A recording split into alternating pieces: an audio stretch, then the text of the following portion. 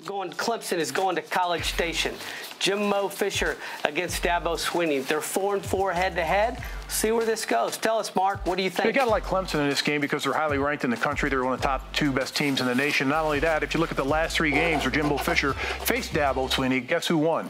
Dabo Swinney won all 3 of them. And not only that, they've got 2 quarterbacks, and Trevor Lawrence and Kelly Bryant doing a terrific job with the football. Their defensive front line is the best in college football. Their defensive coordinator, Brent Venables, does a terrific job with them. And I kind of like Texas A&M a little bit, putting some points on the board. But you look who they played, Northwestern State last week. Come on, Jimbo. I got Texas A&M losing to Clemson, 44-21. I got to go with Clemson also, 31-21. Although I was impressed with what Texas A&M did. The problem with A&M, and I've taken Arkansas there, it's a great place to play. It's a great environment. Whether you're the visiting team, home team, there's so much excitement with the cadets, etc. But Clemson's defense, I agree with, is absolutely outstanding. But here's the amazing thing.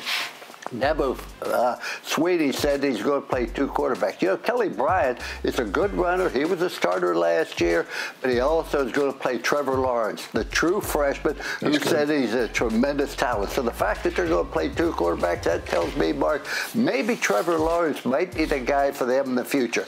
Defensively, their front 4 is absolutely outstanding. And I agree with you about Brent Venables, but Clemson will win the football game, but it will not be easy. 31-21.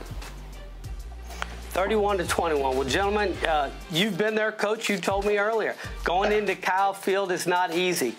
We've done a Bolo report for E. King Gill's great-grandson in case they need him standing to be ready to go in when called upon, but we couldn't find them. But we have some folks that would disagree with both of you also. Those in the studio are going to show you, hand you a little video of our friends from the Corps Cadets, and they disagree with both Coach and Mark. Howdy from Maryland! Coach, Mark, we heard your picks, and we just want to let you know that the 12th man will be over 100,000 strong in Kyle Field this Saturday, watching A&M beat the hell out of Clemson! Woo! I would say this.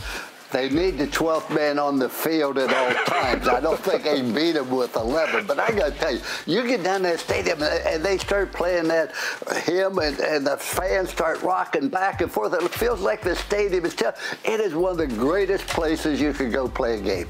It's an outstanding place for atmosphere, Coach. I'll give you that. But when was the last time Texas A&M won a big signature game? That's when Johnny Manziel was playing there, and they beat Alabama. Under Jimbo Fisher, they got to win a big game for me to be convinced Texas A&M is a player again in the SEC. Well, big game, big venue. The fact that they cannot ascertain who's their quarterback, you know, they play in 2, Mond, etc. So until they settle on that, I think they're going to have some trouble. Well, big game, big venue as we see in Kyle Field. Lots of visitors going down there, so they're busy getting ready.